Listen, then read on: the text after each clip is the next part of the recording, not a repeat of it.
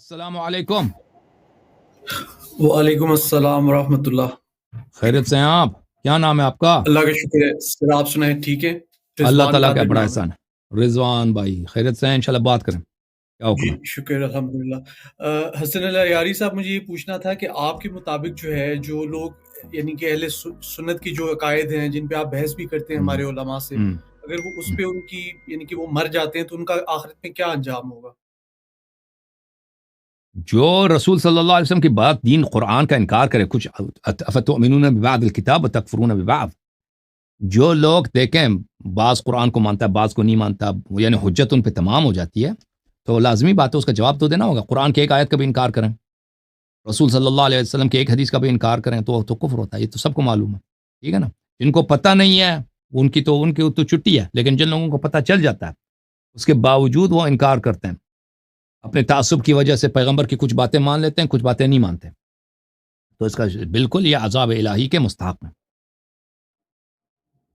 تو سر یہ آخرت میں جو عام مسلمان ہیں, اب آج تو انٹرنیٹ ہے, ہم آپ کی بات سن سکتے ہیں, دلیل آپ دیتے ہیں ساری, تو جو ماضی میں تھے اب ان کے پاس یہ بہانہ نہیں ہوگا کہ مطلب ہمارے اگر بڑوں نے یعنی کہ ہم تک حق بات نہیں پہنچائی یا ہم تک نہیں پہنچ سکی, اس طرح انٹرنیٹ نہیں تھا اور جو لوکل امام ہوتا تھا اسی کی لوگ پیروی کرتے تھے, تو ان کے پاس یہ بہانہ نہیں ہوگا کل کو اللہ پاک کے سامنے کہ ہمارے تک جو ہے ہمیں صحیح بات نہیں پہنچائی گئی, ہمارے علماء نے یعنی کہ اگر نہیں حق اپنا پورا انجام دیا تو.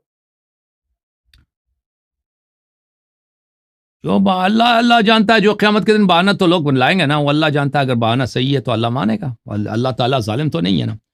اللہ تعالیٰ کا فرمان ہے قرآن مجید فرقان حمید میں, بھلے کہ اللہ تعالیٰ حجت تمام کرتا ہے پھر عذاب نازل کرتا ہے. اللہ تعالیٰ بغیر حجت کے کسی کو عذاب نہیں کرتا. تو اگر کسی شخص پہ حجت واقعاً تمام نہیں ہوا ہے, وہ شخص خود بھی جانتا ہے. انسان کو پتہ چل جاتا ہے نا جب حق بات واضح ہوتی ہے, پھر بھی انسان بہانے کرتا ہے. تو انسان کو خود بھی پتہ ہوتا ہے اور اللہ کو بھی پتہ ہے. اللہ تعالیٰ کو کوئی دھوکہ تو نہیں دے سکتا. وہ اللہ تعالیٰ جانے, ان کا حساب جانے روز قیامت. اچھا سر, مجھے ایک اور بات پوچھنی تھی کہ مثلاً آپ جیسے علماء کو سن کے اگر کوئی حق قبول کرتا ہے اور آپ یعنی کہ جس طرح آپ بتا رہے ہیں, تو ان لوگوں کا تو پھر یعنی کہ کیونکہ آج جس طرح اتنا جھوٹ ہے اس میں, تو پھر ان کا مقام بھی اسی طرح ہوگا اگر وہ اتنے ایک سارے اسے چھوڑ کے جو ہے حق کی طرف آتے ہیں. کیا کہتے ہیں آپ؟ مجھے نہیں سمجھا سوال کیا آپ کا, سمجھ نہیں آیا آپ کا. یعنی کہ اگر کوئی اہل سنت سے چھوڑ کے حق قبول کرتا ہے جس طرح آپ کی باتوں سے یا باقی جو بھی ریسرچ آپ شیئر کرتے ہیں اس کے مطابق, تو ایسے لوگوں کا تو پھر مقام بھی اسی طرح بلند ہوگا, کیونکہ ہمارے پاس نہ بالکل تو بالکل نبی پاک صلی اللہ علیہ وسلم کی تربیت تھی, نہ آج جو ہے امام ہے ہمارے پاس. کیا کہتے ہیں آپ اس بارے میں؟ بالکل صحیح فرما رہے ہیں. جو لوگ حق بات کو قبول کرتے ہیں, ومن يخرج من بيته مهاجرا الى الله ورسوله ثم يدرك الموت فقد وقع اجره على الله. جو لوگ حق بات کو قبول کرتے ہیں, اپنے گھر والوں سے ان کے رشتے کٹ جاتے ہیں حق کی وجہ سے, اپنے دوستوں سے, اپنے پڑوسیوں سے حق کی وجہ سے, تو لازمی بات ہے یہ آدمی اللہ کے نزدیک یہ اللہ کا محبوب ہے. اس کو جو اللہ تعالیٰ اجر دے گا اللہ ہی اس کو جانتا ہے بلا شک. سر آخری میرا سوال یہ تھا کہ امام مہدی آج کل بہت زیادہ بات ہو رہی ہے, اسپیشلی جو غزہ کی بھی وار ہے اور ایک ورلڈ وار 3 کی بھی کچھ باتیں ہو رہی ہیں, تو اس حوالے سے پوچھنا تھا امام مہدی کا ظہور جو ہے کب ہوگا, کچھ آپ اس بارے وہ میں مجھے بتا نہیں سکتے معلوم ان ہیں کا کہ ظہور, وہاں پر میرا ظہور, ان کا ظہور کب ہوگا امام مہدی علیہ السلام کا. یہ روایات میں مذکور ہے کہ اس کا وقت تعین نہیں کر سکتا, اور جو شخص وقت تعین کرے گا وہ جھوٹا ہے. تو امام مہدی علیہ السلام کے بہت سارے ان کے ظہور کی نشانیاں ہیں, جو پورے ہو چکے ہیں, جو پورے نہیں ہو چکے وہ بھی بہت ہیں.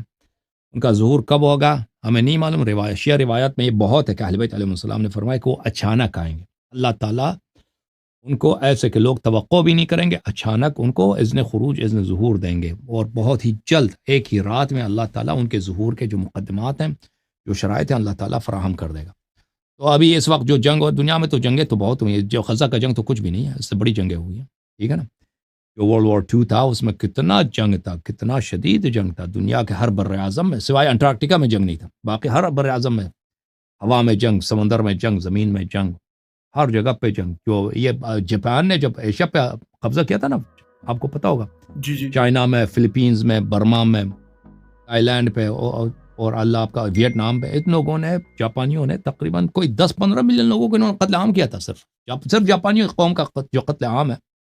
جاپانی قوم روتے ہیں کہ امریکہ نے ہم پہ ایٹم بم مارا, لیکن جو ان کے اپنے کرتوت ہیں کہ انہوں نے جاپان نے چائنا میں کتنے لاکھوں کی تعداد ملینز کے حساب سے لوگوں کو، بچوں کو، عورتوں کو، ان لوگوں نے، کیونکہ دوسروں کو انسان ہی نہیں سمجھتے تھے نا. اور اسی طرح بلکہ اسی زمانے کے بعد ماؤ زیٹونگ نے چائنا میں جو قتل عام کیا، اسی طرح ہٹلر نے جو کیا، اس کے مقابلے میں اسٹالن نے جو، بہرحال دنیا میں غارتیں بہت ہوئی ہیں. اب یہ جو جنگ ہو رہی ہے غزہ میں، یہ کوئی اتنی بڑی جنگ نہیں ہے. ہو سکتا ہے ہمیں نہیں معلوم، اللہ جانتا ہے، آئندہ کو اللہ جانتا ہے، فیوچر کو، کہ امام علیہ السلام کا ظہور بہت ہی عنقریب ہو، یا اسی مقدم، یا یہ واقعات امام علیہ السلام کے ظہور سے مرتبط نہ ہو. یہ صرف اللہ جانتا ہے، مجھے اس کا علم نہیں ہے. بہت شکریہ سر، یہی میرے سوال تھے آج کے. اللہ آپ کو عزت دے. Thank you sir. اللہ تعالیٰ آپ کو جزائے خیر. Thank you so بہت much. مہربانی. السلام علیکم. علیکم السلام ورحمۃ اللہ.